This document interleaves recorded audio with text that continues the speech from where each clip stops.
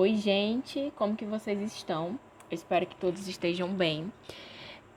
Na aula de história de hoje, nós vamos estar dando continuidade ao capítulo 9, falando sobre o populismo no Brasil. Na aula anterior, nós falamos sobre o governo de Juscelino Kubitschek e hoje nós vamos falar sobre o governo de Jânio Quadros. O governo de Jânio Quadros, ele foi um governo muito curto, mas muito agitado. Nas eleições de 1960, o Jânio Quadros ele vai estar concorrendo à presidência, sendo apoiado pela UDN. E nessa eleição de 1960, o Henrique Teixeira Lott, que era um general, ele foi apoiado pela chapa PSB e PTB.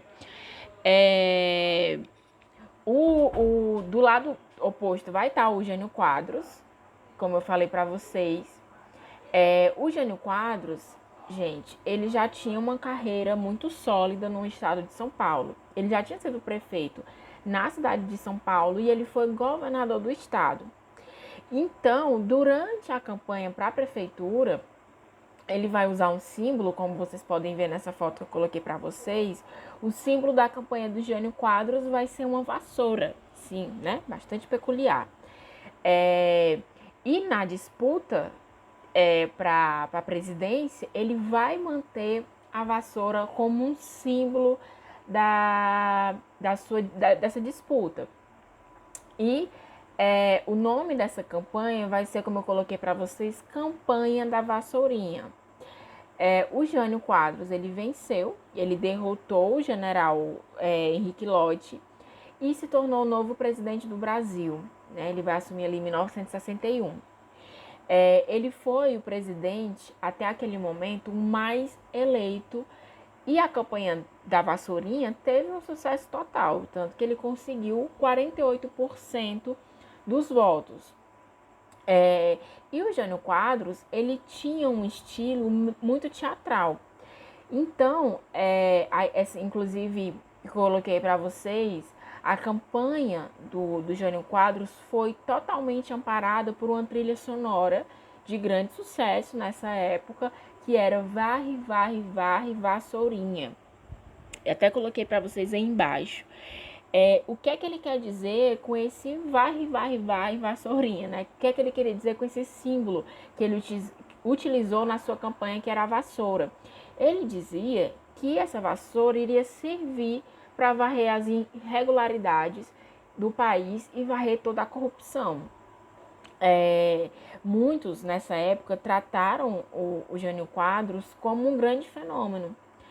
E aí ele teve essa sacada na década de 60, de perceber a importância do discurso e da imagem muito bem trabalhada, muito bem pensada, muito bem planejada.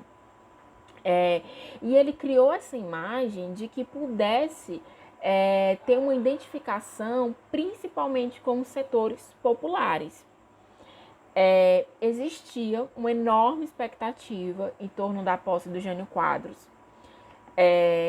Só que esse sentimento, né, essa expectativa, não demorou muito e ela se tornou uma grande decepção.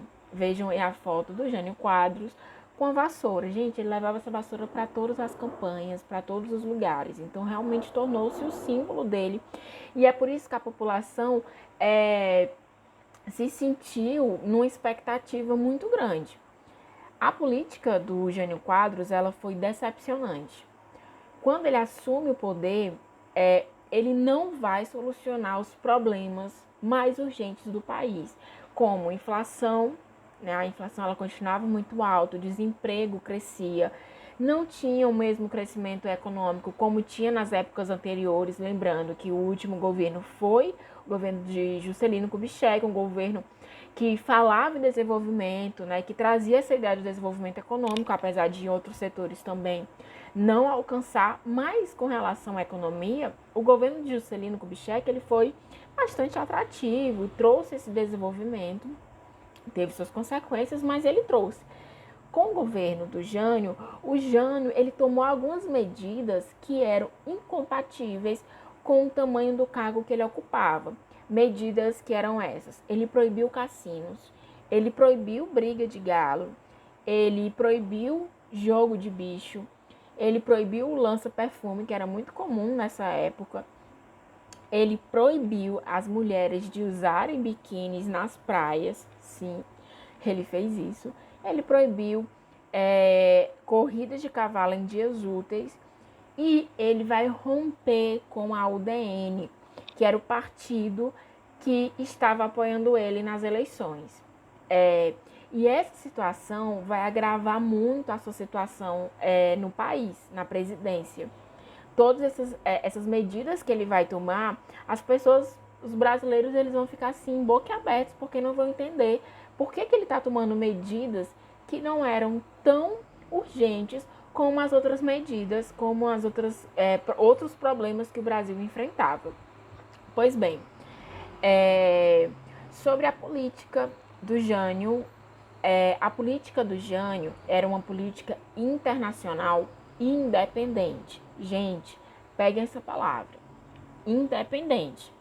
O contexto internacional, nesse momento, era de Guerra Fria. O mundo estava dividido, ele estava bipolarizado. De um lado tinha os países capitalistas, do outro lado tinha os países socialistas.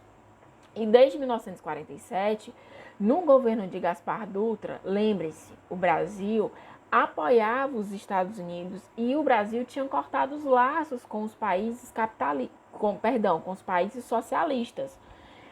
Então, o Brasil ele estava ao lado dos Estados Unidos, que é o maior símbolo, né, o maior país que tem o capitalismo. Então, o Brasil, desde 1947, era um aliado dos Estados Unidos na Guerra Fria. Só que quando Jânio assumiu a presidência, ele vai restabelecer os contatos diplomáticos com a União Soviética, com o Bloco Socialista. Mas o Jânio, ele não vai cortar os laços com países capitalistas. Ele vai, na verdade, estabelecer contatos com os países, tanto socialistas como os países também capitalistas. Por isso que eu falei que a política do Jânio, a política internacional do Jânio, era uma política independente. Ele vai fazer um elogio público a Yuri Gagarin. O Yuri Gagarin, ele era um astronauta soviético muito conhecido. Ele era o símbolo da corrida espacial na Guerra Fria.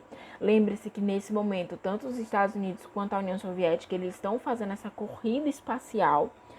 E a União Soviética tem Yuri Gagarin como símbolo, ele era um astronauta soviético. E o Jânio Quadros vai fazer um elogio público a Yuri. E isso vai deixar a camada conservadora muito incomodada. E para piorar a situação, Ernesto Che Guevara, ele vai vir para o Brasil em 1961. Quem não conhece o Che Guevara, ele é um símbolo de Cuba. Até hoje, ele foi um guerrilheiro de Cuba. E ele era o símbolo, até hoje ele é um símbolo do socialismo. Só que em 1961, Cuba já era socialista. Quando o Ernesto Che Guevara vem para o Brasil em 1961, isso vai gerar uma repercussão enorme pelo fato de Cuba já ser, naquele ano de 1961, um país declaradamente socialista. E para piorar, o Jânio Quadros, ele ainda vai condecorar Che Guevara com a Ordem Cruzeiro do Sul, que é a maior homenagem que um líder estrangeiro poderia receber. E essa atitude de Jânio soou como uma provocação para a camada conservadora.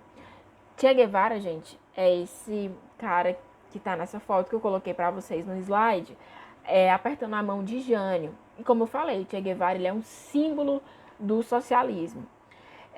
O vice de Jânio era o João Goulart, o conhecido também como Jango. Ele vai ser enviado para uma missão diplomática, onde ele vai passar pela China. A China, em 1961, ela já era socialista também. E ela também vai passar, o Jango, né, também vai passar pela Alemanha Oriental, que é a parte socialista também.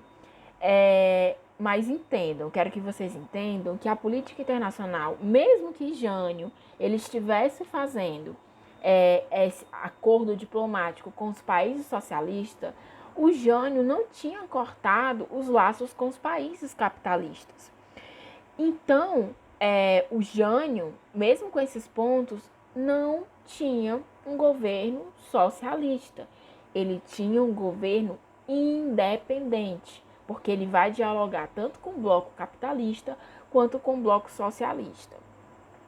Só que o fato dele fazer essas concessões, né, a população ela vai começar a pressionar tanto internamente quanto externamente o Jânio. E aí o Jânio ele vai renunciar. Gente, o Jânio ele renuncia após apenas 7 meses da sua posse. Muitos brasileiros nem vão entender por que ele renunciou. Ele vai entregar uma carta ao Congresso Nacional, só que o Congresso Nacional vai aceitar o seu pedido de renúncia. Para muitos autores, para muitos historiadores, o pedido de renúncia de Jânio foi estratégico.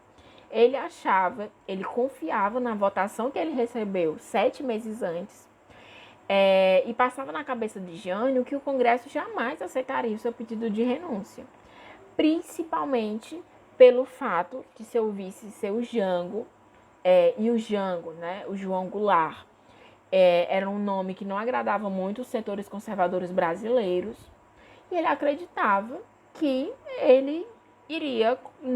o Congresso não iria aceitar o seu pedido de renúncia, a população, as pessoas que votaram nele também não iriam aceitar, só que o Congresso Nacional aceitou, e aí podemos afirmar que o Brasil entrou numa crise econômica, e é por isso que, após essa renúncia, o Brasil, né, o Congresso Nacional, ele vai implementar o parlamentarismo. Só que sobre isso a gente vai falar na próxima aula. Eu espero que vocês tenham entendido. Foi um governo muito rápido, durou apenas 7 meses, mas foi um governo bastante turbulento. Na próxima aula a gente vai falar sobre parlamentarismo, sobre o governo de João Goulart, porque quem vai assumir vai ser o vice. Qualquer dúvida, eu estou à disposição e até mais.